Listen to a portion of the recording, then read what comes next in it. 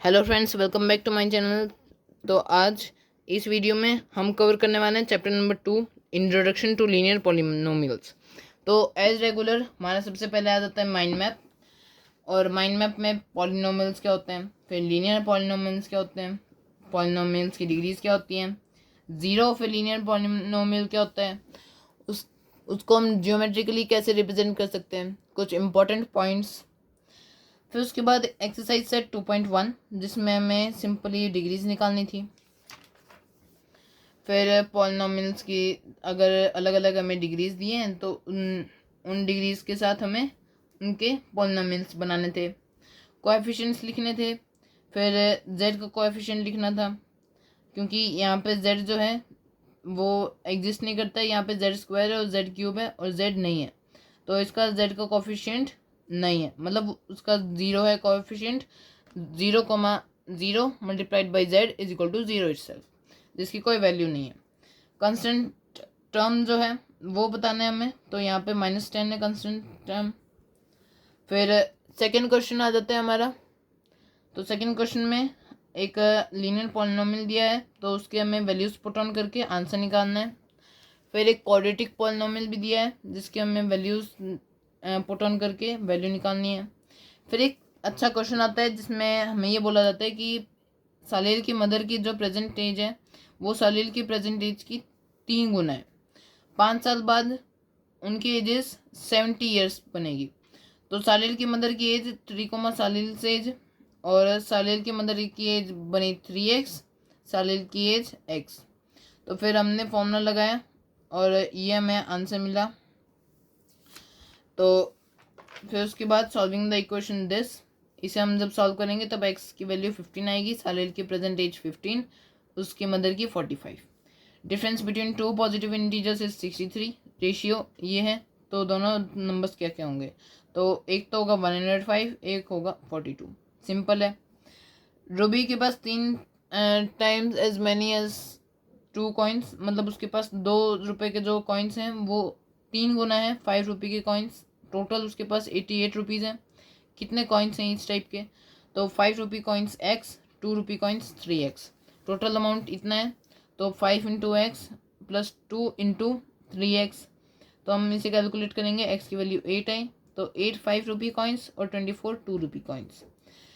300 feet की जो fence है उसे हम 2 पीसेस में काटना है। लॉन्गर पीस 4x होनी चाहिए शॉर्टर पीस से।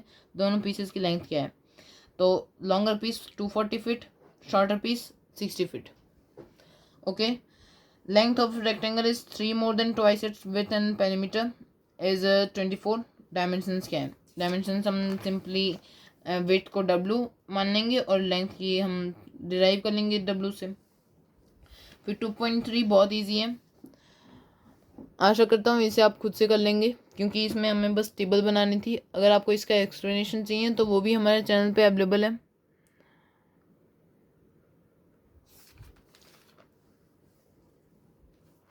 फिर उसके बाद आता है 2.4। 2.4 भी बहुत ईजी है, सिमिलर हैं दोनों एक्सरसाइजेज। इन दोनों में हमें लीनियर ग्रोथ और लीनियर डीके के बारे में बताया गया है, और इससे हम कैसे हमारा रिलेशन जो है वो y is equal to A X plus T के फॉर्म में निकाल सकते हैं। फिर 2.5 थोड़ा सा डिफिकल्ट आता है, और उससे मैंने एक्सप्लेन किया है मेरी जो मैथ्स की वीडियो है, और वो हमारे प्लेलिस्ट पे मिल जाएगी। फिर 2.5 में ओनली 3 क्वेश्चन हैं, और ये मेन क्वेश्चन मार्क कर लीजिए, क्योंकि ये हमारे दिमाग को ट्रिक करने के लिए एग्जाम में पक्का आ सकते हैं। फिर आता है 2.6। 2.6 में क्या है, हमें ग्राफ्स कंस्ट्रक्ट करना है। y is equal to 4x, y is equal to 2x और y इजिकल टू x।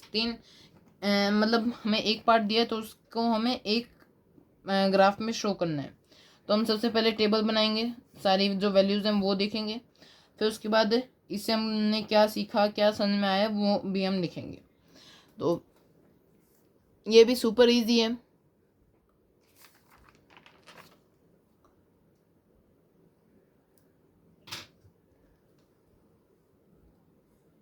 फिर उसके बाद आ जाता है हमारा एंड ऑफ चैप्टर एक्सरसाइजेज, जिसके हमने स्टार मार्क क्वेश्चंस नहीं किए हैं, क्योंकि वो एग्जाम्स में नहीं आने वाले हैं।